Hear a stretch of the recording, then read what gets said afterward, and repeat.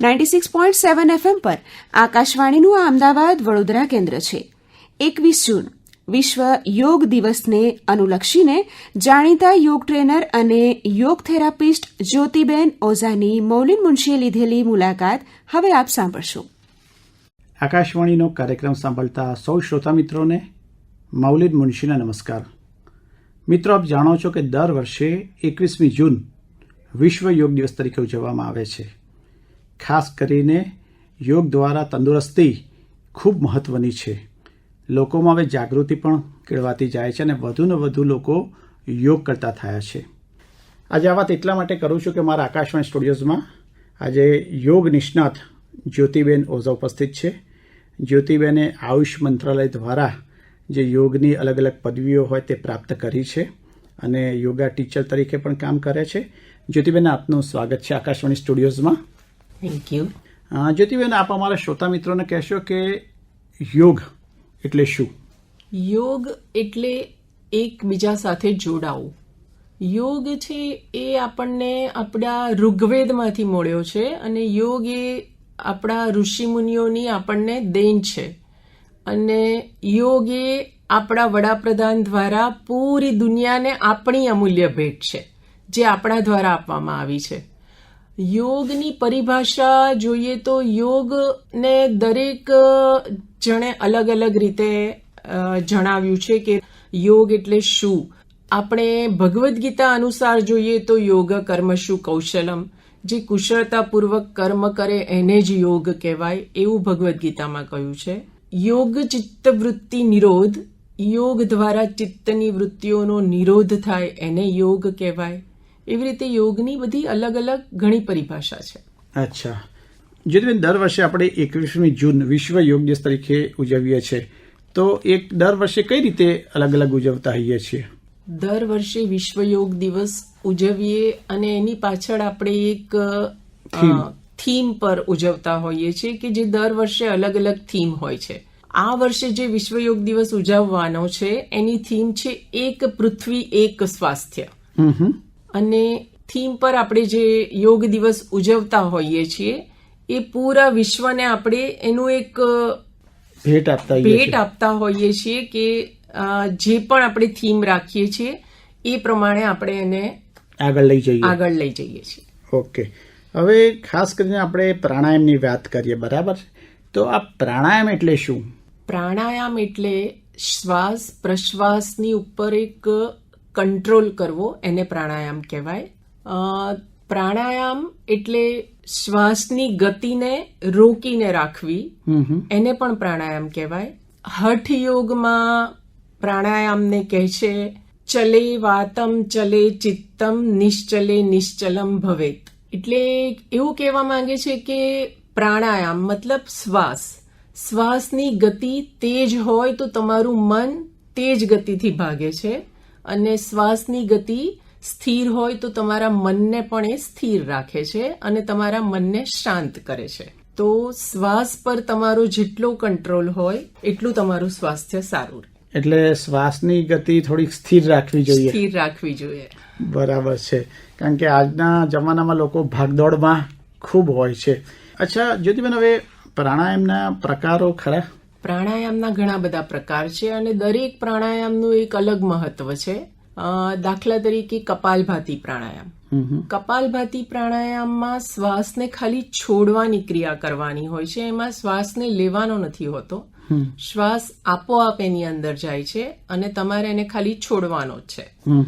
એવી રીતે બીજો પ્રાણાયામ છે અનુલોમ વિલોમ. અનુલોમ વિલોમનું એક અલગ મહત્વ એવી રીતે છે કે અનુલોમ વિલોમ તમારા શરીરની 72,000 નાડીઓનું શુદ્ધિકરણ કરે છે અને તમારી સર્ક્યુલેટરી સિસ્ટમ અને રેસ્પિરેટરી સિસ્ટમને સ્ટ્રોંગ બનાવે છે. અનુલોમ વિલોમ પ્રાણાયામને અલગ અલગ રીતે પણ કરી શકાય છે અને યોગની ભાષામાં એને રેચક, પૂરક અને કુંભક એ 3 રીતે. રેચક એટલે શ્વાસને લેવો, પૂરક એટલે શ્વાસને છોડવો અને કુંભક એટલે શ્વાસને રોકી રાખવો. એ 3 અલગ અલગ રીતે શ્વાસને લેવાની પ્રક્રિયા અને છોડવાની પ્રક્રિયા, એને અનુલોમ વિલોમ કહેવાય છે. એમાં પણ 2 અલગ પ્રાણાયામ છે, ચંદ્રભેદન અને સૂર્યભેદન પ્રાણાયામ. ચંદ્રભેદન પ્રાણાયામ એટલે તમારી લેફ્ટ જે નોસ્ટ્રિલ છે, તમારું ડાબુ જે નસકોરું છે એને ચંદ્રનાળી કહેવાય અને જમણું નસકોરું છે એને સૂર્યનાળી કહેવાય. એટલે તમે ડાબા નસકોરાથી શ્વાસ લઈને જમણાથી છોડો તો એ તમારું ચંદ્રભેદન પ્રાણાયામ થયું, અને જમણા નસકોરાથી શ્વાસ લઈને ડાબા નસકોરાથી છોડો એ સૂર્યભેદન પ્રાણાયામ થયું. સૂર્યભેદન પ્રાણાયામ શરીરમાં ગરમી પેદા કરે છે, કે જે અસ્થમાના રોગીઓ માટે, કેન્સરના રોગીઓ માટે, જેને શરીરમાં વધારે ટોક્સિન્સ હોય એ બધું કાઢવા માટે, એ બધા ડિસીઝમાં એ બહુ ઉપયોગી છે. અચ્છા, હવે યોગની અંદર વધારે તો લોકો ખાસ અનુલોમ વિલોમ કરતા હોય છે, અને એમાં આપણે કોઈક અમુક સમય સુધી શ્વાસ રોકવાનો હોય તો કેટલા સેકન્ડ સુધી શ્વાસ રોકી શકાય? શ્વાસ રોકવાની કેપેસિટી એ જે પ્રાણાયામ કરે છે એના પર ડિપેન્ડ છે, પણ નાડી શોધન પ્રાણાયામમાં 1:2:4 નો રેશિયો હોય છે. તમે અગર એક શ્વાસ લો તો તમારે 2 શ્વાસ રોકવાના અને 4 શ્વાસ છોડવાના. તો તમે જેટલા શ્વાસ લો છો એ 1:2:4 ની રેશિયોમાં લેવાનો હોય અને છોડવાનો હોય. પણ તમે કુંભક કરો તો એ રોકેવું કહેવાય, પણ તમે જેટલો શ્વાસ લો છો એનાથી વધારે જ શ્વાસ તમારે છોડવાનો હોય. છોડવાનું વધારે મહત્વ છે. હા, છોડવાનું વધારે મહત્વ છે. એટલે તમારે જે ટોક્સિસ ને બધું હોય, હા, તમે જેટલો પણ ઓક્સિજન લો છો એનાથી વધારે કાર્બન ડાયોક્સાઇડ તમારે બહાર કાઢવાનો છે. અચ્છા જ્યોતિબેન, એક પ્રશ્ન થાય છે કે અનુલોમ વિલોમ અથવા પ્રાણાયામ છે એ કરવાનો શ્રેષ્ઠ સમય કયો? અનુલોમ વિલોમ અને પ્રાણાયામ અને યોગ એ બધું કરવાનો શ્રેષ્ઠ સમય સવારે 4 વાગ્યાનો, વહેલી સવારનો અને વહેલી પરોઢનો, એ જ શ્રેષ્ઠ ટાઈમ છે કરવાનો. એટલે 7 વાગ્યા સુધી કરી શકાય કે નહીં? 7 વાગ્યા સુધી કરી શકાય, પણ 9 વાગે નહીં. હા, 9 વાગે નહીં. અત્યારે તો લોકો આખો દિવસ પણ કરે તો એ સારું જ કહેવાય, કારણ કે એટલીસ્ટ કરે તો છે. ન કરતા કરે એ સારું છે. સાંજે થઈ શકે ખરું? સાંજે પણ થઈ શકે, પણ વાતાવરણ શાંત હોવું જોઈએ. વાતાવરણ શાંત હોવું જોઈએ, ખુલ્લી હવામાં કરવું જોઈએ. પ્રાણાયામ ખુલ્લી હવામાં કરવું જોઈએ, જેથી કરીને તમે ઓક્સિજન તમારા શરીરમાં વધુથી વધુ લઈ શકો. એટલે ગાર્ડનમાં કેમ બેસીને તો શ્રેષ્ઠ? કેમ બેસીને કરો તો શ્રેષ્ઠ. અચ્છા જ્યોતિબેન, આજે પ્રાણાયામની આપણે વાત કરીએ છીએ, શ્વાસની વાત કરીએ છીએ, તો આના ફાયદાઓ શું છે? પ્રાણાયામના અનેક ફાયદા છે. યોગ, આપણે એમ કહીએ છીએ કે આપણે યોગ કરીએ છીએ, પણ યોગ એ જ પ્રાણાયામ છે. પ્રાણાયામને જ યોગ કહેવાય છે, અને યોગ આસન એ કરીએ એ યોગાસન કહેવાય છે. પ્રાણાયામ તમારા, મેં તમને જેમ હમણાં કીધું એમ, તમારા શ્વાસ પર તમારો કંટ્રોલ હોય તો તમારું મન સ્થિર રહે. તમારું મન સ્થિર રહે તો માનસિક જેટલા પણ રોગો હોય, તમારા બોડીમાં જેટલા પણ રોગ છે, 80% થી વધારે સાયકોસોમેટિક્સ છે. તો સાયકોસોમેટિક્સ ડિસીઝ તમારા મનથી મતલબ ઉપજેલા જ રોગો છે. તો તમારું અગર મન શાંત રહે છે, તમારું મન સ્થિર રહે છે, તો તમે એ બધા રોગોથી દૂર રહી શકો છો. આજકાલ તો લોકોને ડિપ્રેશન પણ બહુ આવે છે, અને ખાસ કરીને નાની ઉંમરમાં ડિપ્રેશન બહુ આવતું હોય છે. કોઈક પરીક્ષામાં ફેલ થાય એટલે હતાશ થઈ જતું હોય છે, કોઈક સ્પર્ધામાં પાછળ લઈ જાય, કારણ કે દરેકને આગળ રહેવું હોય છે જ્યોતિબેન. બીજા નંબરે કોઈને નથી રહેવું પડતું, તો એને કારણે આ ડિપ્રેશન આવે છે. તો ડિપ્રેશનમાં આ યોગ કઈ રીતે ઉપયોગી થઈ શકે? કારણ કે અત્યારની જનરેશનમાં નાની નાની બાબતને લોકો છે ને મન પર લગાવી લે છે.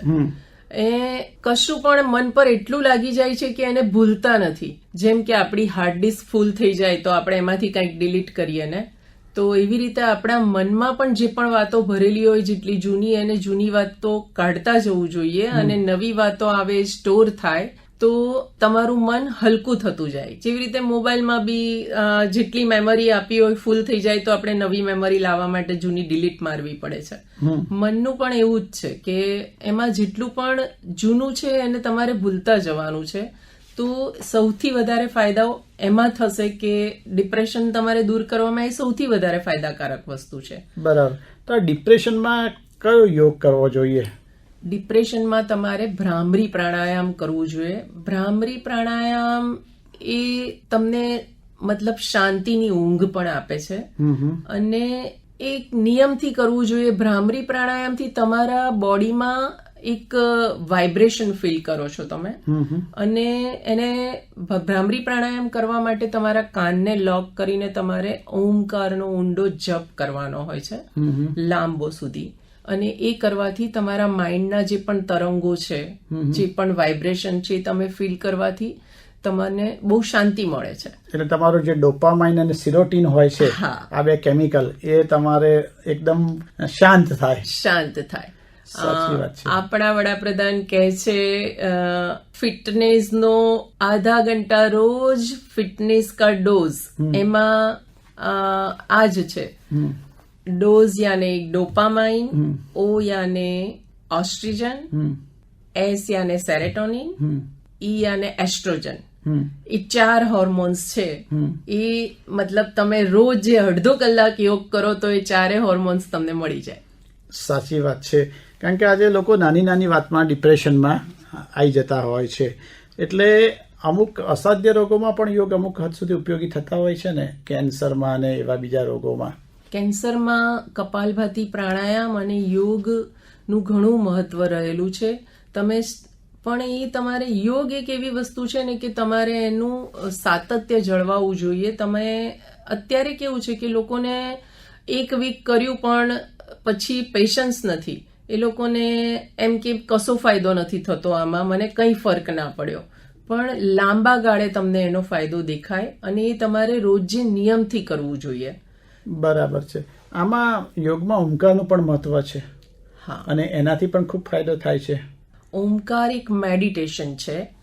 અને મેડિટેશન તો કોઈ પણ વસ્તુમાં, મતલબ મેડિટેશનના ઘણા બધા પ્રકાર છે કે તમે બધા પ્રમાણે આપણે જોવા જઈએ મેડિટેશનમાં કે ઘણા લોકો નૃત્ય કરીને મેડિટેશન કરે, ઘણા લોકો જપ કરીને કરે મેડિટેશન, ઘણા લોકો ધ્યાનમાં બેસીને મેડિટેશન કરે. એવી રીતે ઓમકાર પણ એક મેડિટેશનનો પ્રકાર છે કે તમે લાંબો ટાઈમ ઓમકાર કરો તો એમાં પણ તમે વાઇબ્રેશન ફીલ કરો છો બોડીમાં અને એનાથી પણ ઘણા બધા રોગોમાં બેનિફિટ થાય છે. આ ઉપરાંત યોગમાં અલગ અલગ આસનો પણ હોય છે. યોગમાં આસનોનું પણ એટલું જ મહત્વ છે. એ આસનોના નામ પણ ઋષિમુનિઓના નામ પરથી પડેલા છે. ડાયાબિટીસ માટે એક મત્સ્યેન્દ્રાસન બહુ જ ઉપયોગી છે. એ મત્સ્યેન્દ્રનાથ ઋષિના નામ પરથી પડેલું છે કે જે મત્સ્યેન્દ્રાસન કરતા હતા અને મત્સ્યેન્દ્રાસન ડાયાબિટીસમાં ખૂબ ફાયદો કરે છે. એટલે ટૂંકમાં તમારો કોઈ પણ રોગ હોય તો આવી રીતે યોગ તમને ઉપયોગી થાય છે. રોગને ભગાડવામાં યોગ ખૂબ ઉપયોગી છે, એટલું નક્કી છે. આપણો જે કાર્યક્રમ સાંભળી રહેલા શ્રોતા મિત્રો છે એને આપ કોઈ મેસેજ આપશો? મેસેજમાં હું એવું આપીશ કે અત્યારે જે આપણા સિનિયર સિટીઝન ને જે બધા લોકો છે, જે સવારમાં જે લોકોને એક્સિડન્ટ મોસ્ટલી થતા હોય છે, સવારના ગાળામાં જ્યારે બેડ પરથી ઊભા થઈને વોશરૂમ જાય કે ક્યાં બી જાય તો એ પડી જાય અને એમને કોઈ એક્સિડન્ટ થઈ જાય છે આવી રીતે. તો સવારે ઉઠતાની સાથે પથારીમાંથી પગ નીચે મૂક્યા પહેલા તમારે 2 થી 3 વાર પવન મુક્તાસન કરવું જોઈએ. અને પવન મુક્તાસન કરવાથી તમારી સ્પાઇનની જે સ્ટીફનેસ છે એ ઓછી થઈ જાય. તમારી સ્પાઇનની સ્ટીફનેસ ઓછી થઈ જાય એટલે તમે જ્યારે જમીન પર પગ મૂકો ત્યારે તમારો પગ લડખડાય નહીં અને એ સ્ટીફનેસ દૂર થઈ જાય. કારણ કે તમે આખી રાત સૂઈ ગયા હોય એટલે તમારી સ્પાઇન સીધી રહી હોય. તમે પવન મુક્તાસન કરો એટલે થોડી એની સ્ટીફનેસ જતી રહે. આ પવન મુક્તાસન એટલે શું? પગ હલાવવાના? હા, પવન મુક્તાસન એટલે તમારા પગને વાળીને પેટ દબાવાય એવી રીતે બંને પગને વાળીને એને લોક કરી દેવાના બંને હાથથી. અને એમાં તમારે એ કોઈ પણ ઉંમરના લોકો કરી શકે છે. અને એને તમે તમારાથી રહેવાય એટલી સેકન્ડ એને હોલ્ડ કરીને રાખવાનું. વળી પાછા પગને લાંબા કરી દેવાના અને પાછું પગને વાળીને પવન મુક્તાસન કરીને એવું 2-3 વાર કરો તો તમારી સ્ટીફનેસ થોડી ઓછી થઈ જાય આખી રાતની અને તમે આરામથી પગ જમીન પર મૂકી શકો. યોગ બધી ઉંમરના લોકો કરી શકે છે. આજકાલ યંગસ્ટર્સમાં, યુવાનોમાં એવું છે કે યોગ ખાલી વૃદ્ધ લોકો જ કરે. અમારે યોગ ના કરવાના હોય વૃદ્ધ લોકો છે, એટલે જ્યાં પણ જે ક્લાસ ચાલે એમાં યોગ કરવામાં વૃદ્ધ લોકો, યંગસ્ટર્સ બહુ જ ઓછા હોય છે. તો તમને કોઈ રોગ થાય પછી તમારે શરૂઆત કરવાની, યોગ કરવાની એવું નહીં. તમને રોગ ના થાય એના માટે શરૂથી યોગ કરો તો તમને વધારે ફાયદો થાય. તો જ્યોતિબેન, આજે આપણે ખૂબ સરસ વાત કરી કે યોગ દ્વારા તંદુરસ્તી કેવી રીતે જાળવી શકાય. અનુલોમ વિશે વાત કરી. અનુલોમ જે પ્રાણાયામના પ્રકાર છે, અનુલોમ વિલોમ, એનું કેટલું મહત્વ છે. એ ઉપરાંત આસનોની પણ વાત કરી અને ખાસ કરીને યોગના ફાયદાઓ વિશે આપણે ખૂબ સરસ વિગતવાર માહિતી આપી. આપનો સમય કાઢીને અમારા આકાશવાણી સ્ટુડિયોઝમાં આવ્યા તે માટે આપનો ખૂબ ખૂબ આભાર. આકાશવાણીએ મને જે લાભ આપ્યો, અહીંયા આવીને જે પણ કંઈ મને જ્ઞાન છે એ પીરસવાનો મોકો મળ્યો, એના બદલ આકાશવાણીનો ખૂબ ખૂબ આભાર. 21મી જૂન વિશ્વ યોગ દિવસને અનુલક્ષીને આપ હમણાં સાંભળી રહ્યા હતા જાણીતા યોગ ટ્રેનર અને યોગ થેરાપિસ્ટ જ્યોતિબેન ઓઝાની મૌલિન મુનશીએ લીધેલી વિશેષ મુલાકાત. કાર્યક્રમનું પ્રસારણ 96.7 FM આકાશવાણી અમદાવાદ વડોદરા પરથી કરવામાં આવ્યું.